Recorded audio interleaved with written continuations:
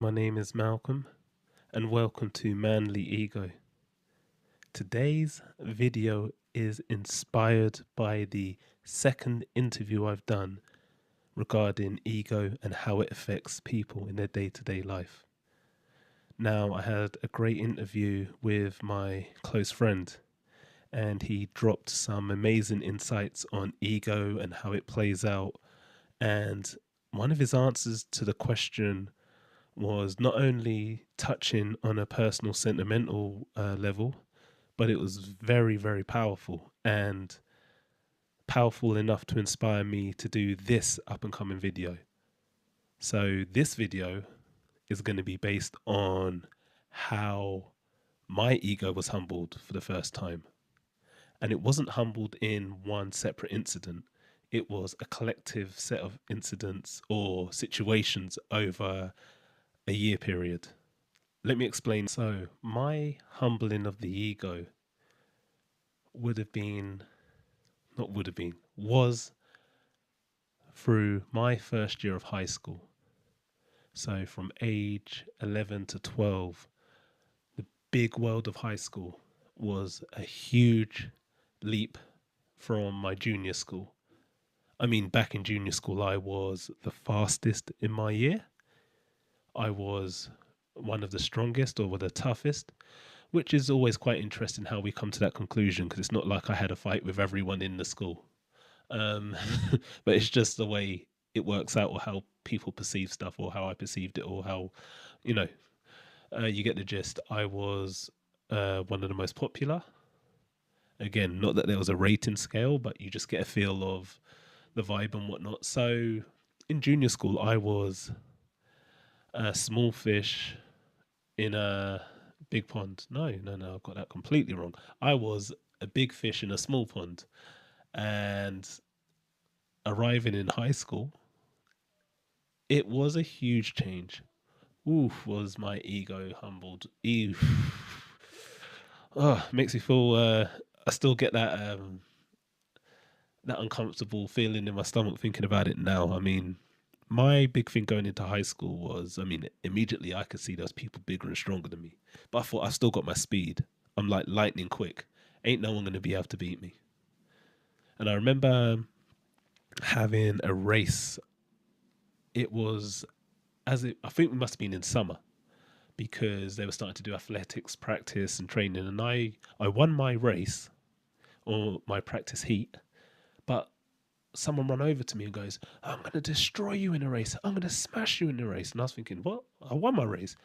And they then turned around and said, "Because the person you just beat, not going to mention names, the person you just beat who comes second, I can destroy him, and you only just beat him."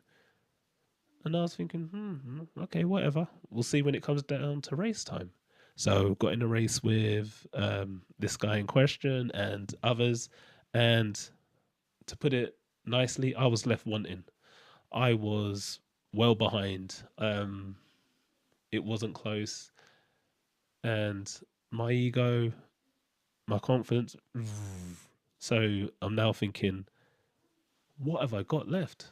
I am clearly nowhere near the strongest now. I'm just above average for strength or toughness or whatnot. I'm clearly not the fastest. I'm again above average or maybe in the last third of the fastest people, but that's still a big last third because this is high school now.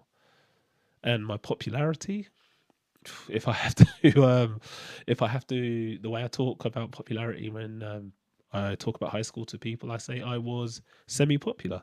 I wasn't in the most popular group. Um, I was just below, I guess. But even that was still an ego blow because it was all a complete change from uh, how it had been in a junior school for me, and I now had to reestablish myself and position in many different pecking orders. And it was hard. It was hard to swallow. And I even remember there was one time, and I can't again. I don't know how this conversation come about, but one guy started saying, "Oh, so you've gone from being a zero, no, from a hero to a zero," and he started laughing, and then him and some others started chanting from a hero to a zero, and it's just like, wow. And I couldn't say nothing to him because he was bigger and stronger, and I wasn't ready for what would happen if I got too angry and heated, and I didn't fancy my chances. So, I mean, this was all new. This was all very humbling for my ego and myself. Not that I was aware of what an ego was at this time, but I still had that feeling of something feeling insignificant, and that confidence and all that energy I used to have not being there in the way it was before. And with this humbling of the ego, there was a lot of regrowth, a whole new creation that had to be thought thought of and put together. And this, even though it would have happened through high school, I didn't really know who I was during high school. So I would say my ego was damaged or in tatters or in new development until my early 20s, my early to mid 20s.